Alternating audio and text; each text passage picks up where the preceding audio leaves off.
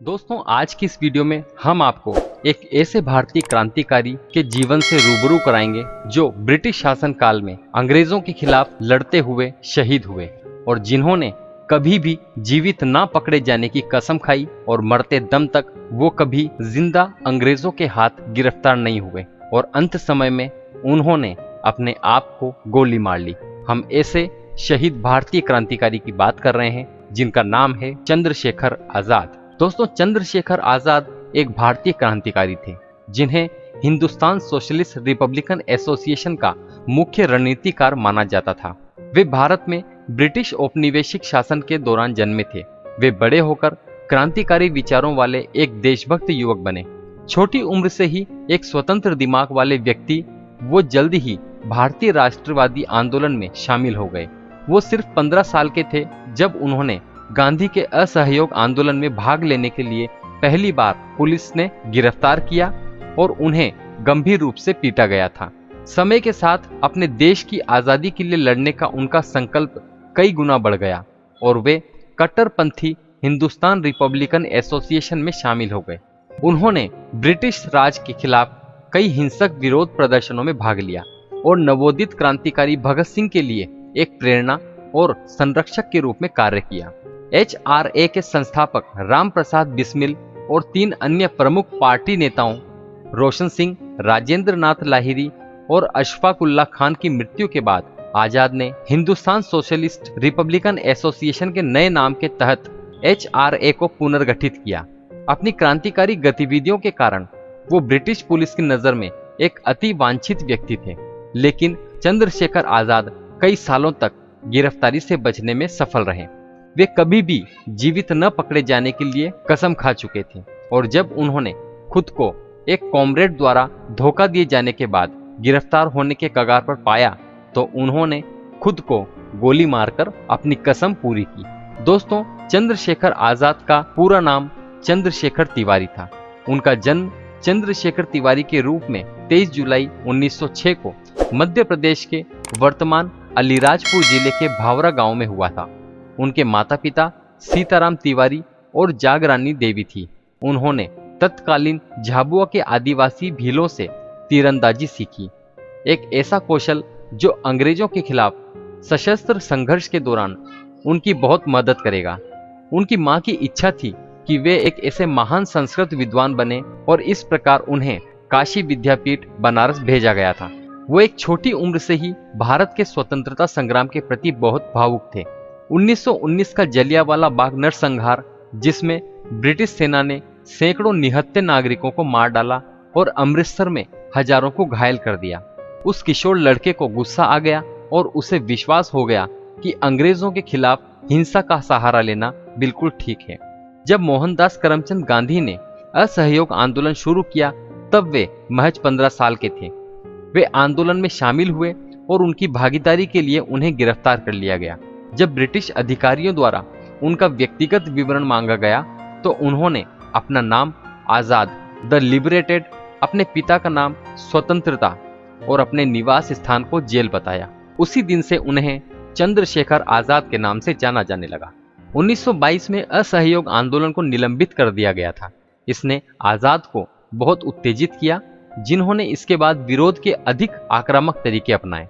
उनका मानना था कि भारत का भविष्य समाजवाद में निहित है और उन्होंने खुद को पूरी तरह से स्वतंत्रता आंदोलन के लिए समर्पित कर दिया। वो राम प्रसाद बिस्मिल से परिचित हुए, जिन्होंने एक क्रांतिकारी संगठन हिंदुस्तान रिपब्लिकन एसोसिएशन का गठन किया था। संगठन के आदर्शों से प्रभावित होकर वे HRA में शामिल हो गए और एक सक्रिय सदस्य बने। अन्य समान विचारधारा वाले क्रांतिकारियों के सहयोग से उन्होंने अंग्रेजों के खिलाफ कई हिंसक कृत्यों को अंजाम दिया, जिसमें 1925 की काकोरी ट्रेन डकैती और 1926 में वायसराय की ट्रेन को उड़ाने का प्रयास शामिल था। चंद्रशेखर आजाद भगत सिंह नाम के एक युवा क्रांतिकारी से भी परिचित थे, जिन्होंने स्वतंत्रता संग्राम के संबंध में अपने कई मूल्यों और विश्वासों को साझा किया। भगत सिंह और अन्य लोगों के सहयोग से चंद्रशेखर आजाद ने भारतीय स्वतंत्रता आंदोलन के नेताओं में से एक लाला लाजपत राय की मृत्यु का बदला लेने के लिए 1928 में लाहौर में JP सॉन्डर्स की शूटिंग में भाग लिया। धनुर्विद्या में निपुण चंद्रशेखर आजाद ने कुछ समय के लिए झांसी को अपनी गतिविधियों का केंद्र बनाया। झांसी के पास एक जंगल में उन्होंने अपने समूह के अन्य सदस्यों को निशानेबाजी अभ्यास में प्रशिक्षित किया। पंडित हरिशंकर ब्रह्मचारी के उपनाम से रहते हुए वे स्थानीय ग्रामीणों के साथ अच्छे संबंध स्थापित करने में सक्षम थे। उन्होंने सदाशिवराव मलकापुरकर, विश्वनाथ वेशमपायन और भगवान दास महोर जैसे साथी देशभक्तों की भर्ती करके क्रांतिकारियों के अपने समूह को मजबूत करने में मदद की। उन्होंने रघुनाथ विनायक धुलेकर और सीताराम भास्कर भागवत जैसे कांग्रेस नेताओं के साथ भी निकट संपर्क बनाए रखा। 1928 में चंद्रशेखर आजाद उनके कुछ सहयोगियों, जिनमें भगवती चरण वोहरा, भगत सिंह, सुखदेव और राजगुरु शामिल थे, उन्होंने राम प्रसाद बिस्मिल की मृत्यु के बाद HRA को हिंदुस्तान सोशलिस्ट रिपब्लिकन एसोसिएशन में पुनर्गठित किया। HSRA का प्रमुख उद्देश्य समाजवादी सिद्धांत पर आधारित स्वतंत्र भारत के अपने सपने को साकार करना था। उस समय आने वाले गांधी इरविन समझौते की शर्तों के बारे में चर्चा करने के लिए उन्होंने 1931 की शुरुआत में जवाहरलाल नेहरू से मुलाकात की। जवाहरलाल नेहरू कुछ बिंदुओं पर चंद्रशेखर आजाद से सहमत नहीं थे। दोस्तों, चंद्रशेखर आजाद एक लोकप्रिय क्रांतिकारी देशभक्त थे, जिन्हें हिंदुस्तान सोशलिस्ट रिपब्लिकन एसोसिएशन के नए नाम के तहत हिंदुस्तान रिपब्लिकन एसोसिएशन के पुनर्गठन और भगत सिंह जैसे अन्य क्रांतिकारियों को प्रशिक्षण और सलाह देने के लिए जाना जाता था। चंद्रशेखर आजाद HSRA के मुख्य रणनीतिकार थे, जो 1931 में उनकी मृत्यु के बाद अस्वीकार कर दिया गया था। दोस्तों, 27 फरवरी 1931 को वे अपने क्रांतिकारी मित्र सुखदेव राज के साथ इलाहाबाद के अल्फ्रेड पार्क में थे।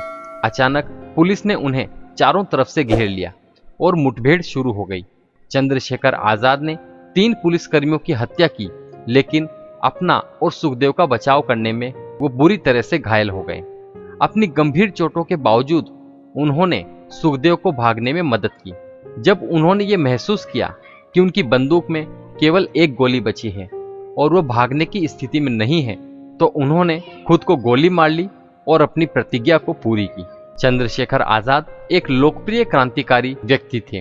उनकी मृत्यु पर उन्हें एक शहीद का दर्जा दिया गया था। अल्फ्रेड पार्क, जहां उनकी मृत्यु हुई, उनके सम्मान में उनका नाम बदलकर चंद्रशेखर आजाद पार्क कर दिया गया। दोस्तों, भारत में कई जगह कई स्कूल, कॉलेज और अन्य संस्थाएं भी उन्हीं के नाम पर रखी गई हैं और चंद्रशेखर आजाद को शहीद 23 मार्च 1931 और the legend of Bhagat Singh सहित कई भारतीय फिल्मों में भी बताया गया है। तो दोस्तों, ये था भारत के एक महान क्रांतिकारी जिन्हें चंद्रशेखर आजाद के नाम से जाना जाता है और जिन्होंने कभी भी जिंदा न पकड़े जाने की प्रतिज्ञा की थी और उससे पूरा भी किया।